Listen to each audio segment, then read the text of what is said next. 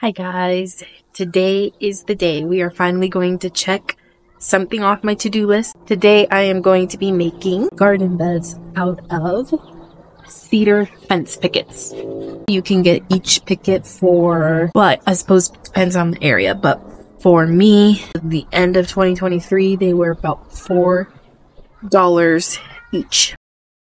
OMG price drop, $278 as of April 13th, 2024. And then they're about 6 feet long.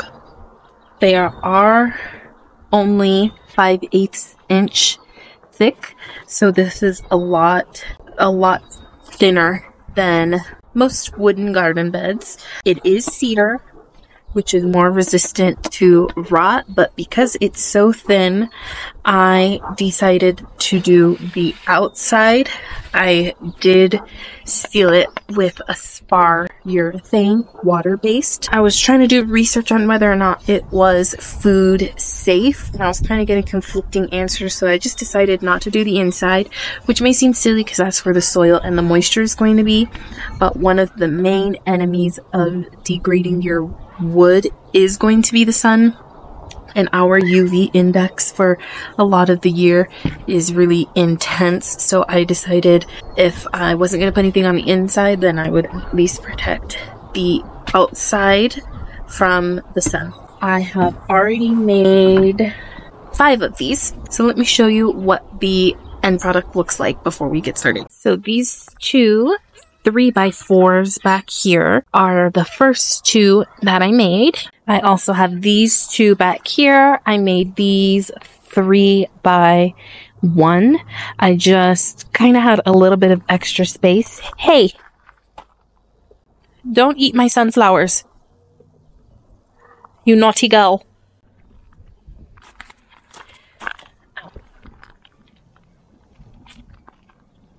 I know that those are technically weeds since I didn't plant them and they volunteered, but don't eat my sunflowers. But anyways, I have these 2 3x1s back here that I had a little bit of extra room, so I decided to plop these back here for just flowers. And then my last one that I've made is this 4x4 back here, also for flowers. Oh, I've got my trellis laying down, by the way, because yesterday we were really windy and I still haven't buried it. You know, it's a whole thing. I procrastinate a little bit, but it's fine.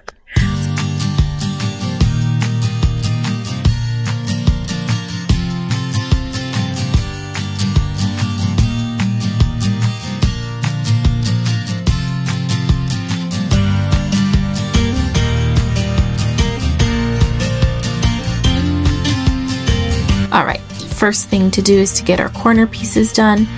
You need 4 large ones at 3 inches wide and 4 small ones at 2 inches wide. I just kind of marked them out on the board. This is not going to be exact because I did not account for the thickness of the blade, but that's okay with me.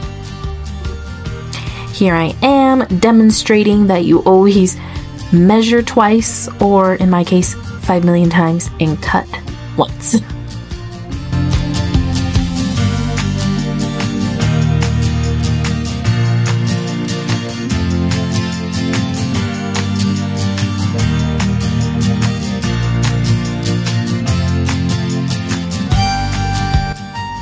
The next thing I did was cut off the dog ears on these fence boards. I feel like it's worth testing to see if you can leave these on. I've just never done it.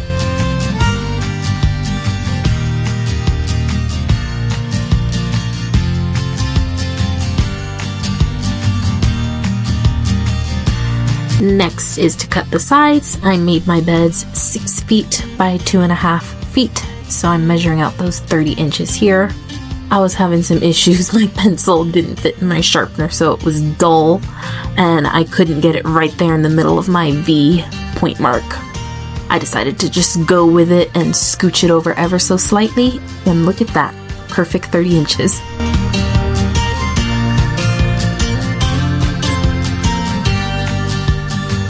I wanted to show you that you cut or you put the blade on the opposite side of your scrap piece. That way you don't have to count for the thickness of the blade. which sends me into a panic. I will not count those little lines. I can't wrap my head around it, so I prefer to just cut on that opposite side of the line on the piece you're not keeping. Now it is time to sand. These are fence boards. They're not that smooth or perfect, so you definitely want to sand them down. I have an irrational fear of splinters, so definitely for me, sand, sand, sand. I'm pretty sure you don't need to be told that trying to use a power tool there was a stupid idea. Okay, it's time to start sealing it. I'm using a water-based spar urethane that is for exterior use. It takes 3 coats, so you've got to brush it on and let it dry. I think it's for at least an hour, and then you need to have at least 3 coats in the end.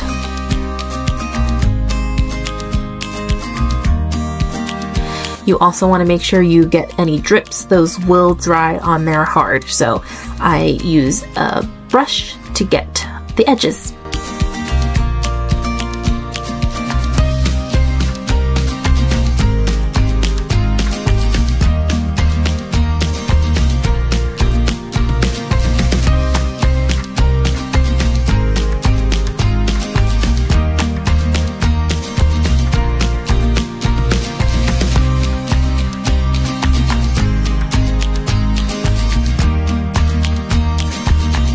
Okay, so what I have already ready to go, I've got all my fence boards already cut and sealed with the spar urethane.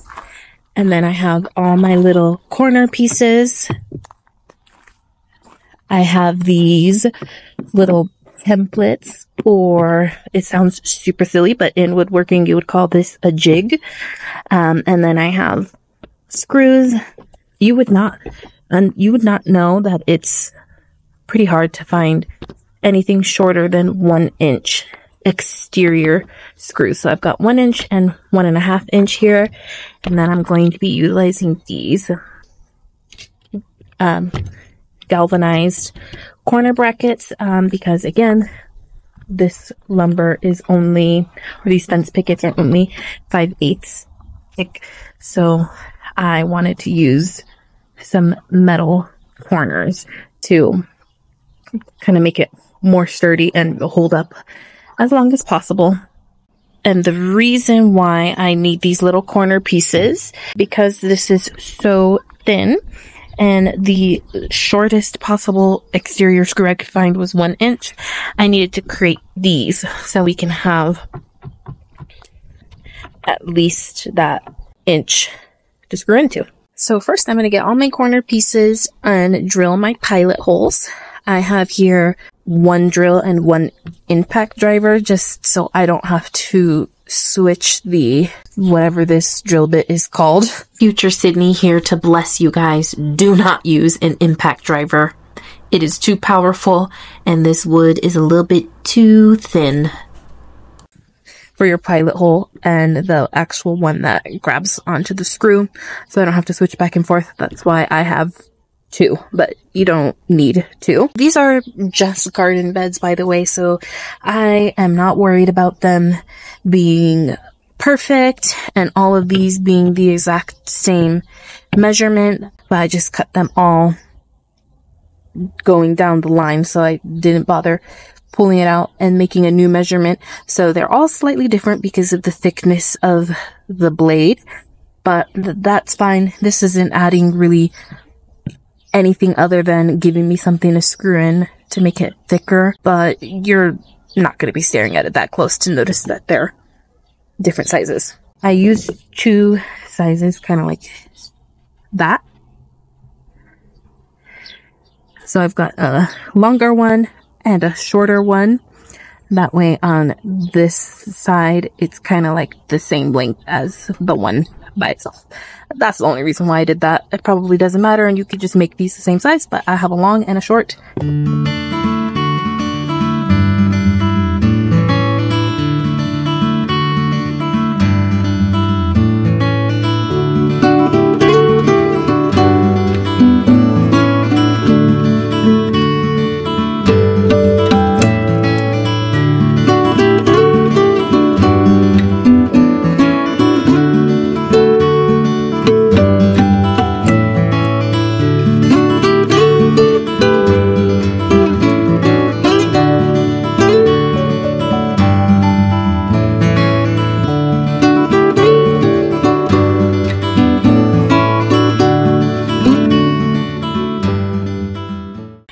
going to only attach the corner pieces on my short, the ones that are going to be the sides.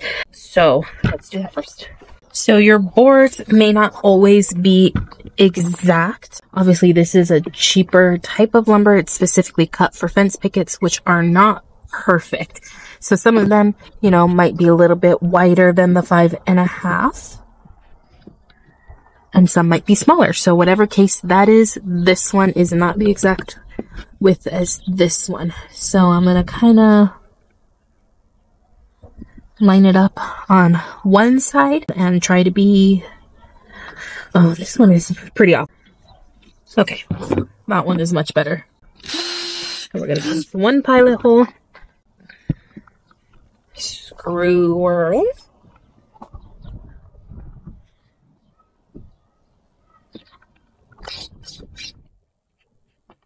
And do the next one. You could avoid this with clamps, but we don't have nice clamps. It would definitely be easier if you have nice clamps, the kind that are like where you squeeze to release, but we have the twist kind, and just doing that over and over, it hurts your wrist, and it just seems like it'd be more effort than this workaround.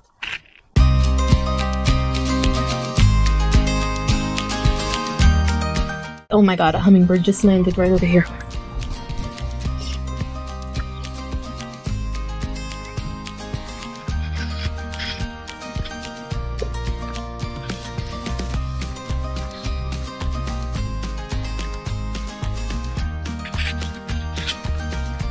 Let's see how close we can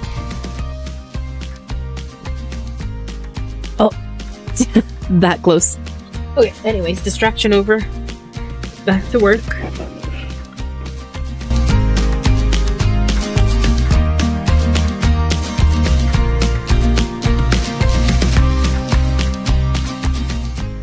I think it's this impact driver. I didn't feel like looking for the drill, but now that I'm thinking about it, I feel like I used an impact driver the last time when my boards kept splitting, and the first 4 I made at the same time, and I was definitely using 2 drills and none of those split.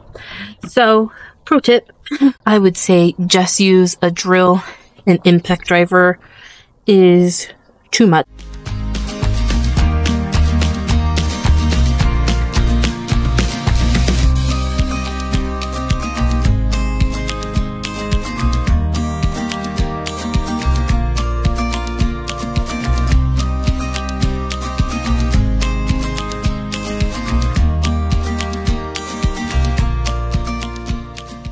We have, this is the short side of our garden bed, and they get the short pieces here, the ones with 1 screw in the middle on each side, versus the long pieces are a little bit bigger and they have the 4 in each corner. What I do is I actually attach this to this other corner piece that I made. So these 2 corners get attached together like this. That way you don't lose out on that extra ½ inch on each side. So you get an extra inch of planting, which is not much, but if there's a way to maximize space, might as well. So we'll go ahead and attach this. That's what it would look like from this side. So you see how this piece is getting attached onto here versus lined them up, and you would lose that. It would get attached right there. So all of this right here is on the outside of your bed versus like this, only half of this is inside the bed, so you gain all that space. So this is where my 1.5 inch screw comes in. I could actually get longer ones because you're going down the whole, you know, whatever few inches that is, but the bigger the screw, the bigger the head, so these look closer to being the same. Okay, now that we got our side pieces done, we're gonna attach the 4 sides of the garden bed together.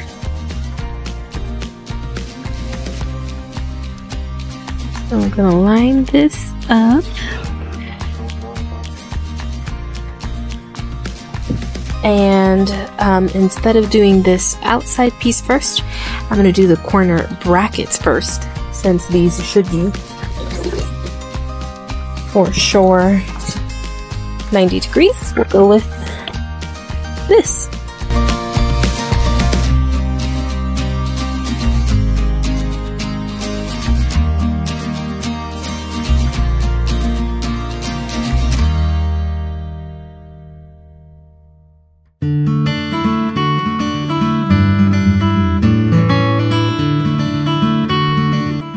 Oh, silly me. That was almost bad. That way.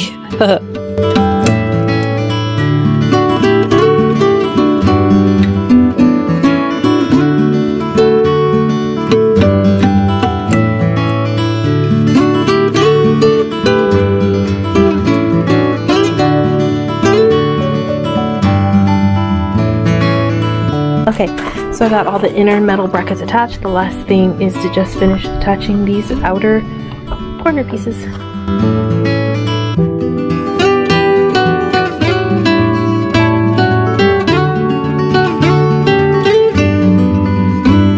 I was about to cut this out, but I decided to leave it in case it happens to you. Hopefully it doesn't. Definitely no impact driver.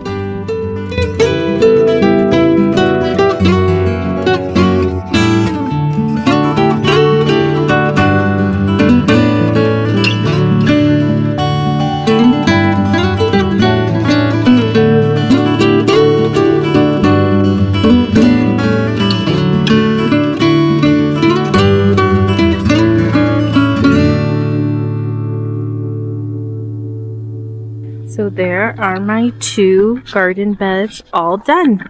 What I would typically fill them up with would be a 50-50 blend of compost and topsoil. You could even maybe do 1/3, 1/3, 1/3 topsoil, compost, and cocoa coir or peat moss. Okay, so that's where we're gonna leave it for today. I've got my 2 raised beds that we built together behind me here.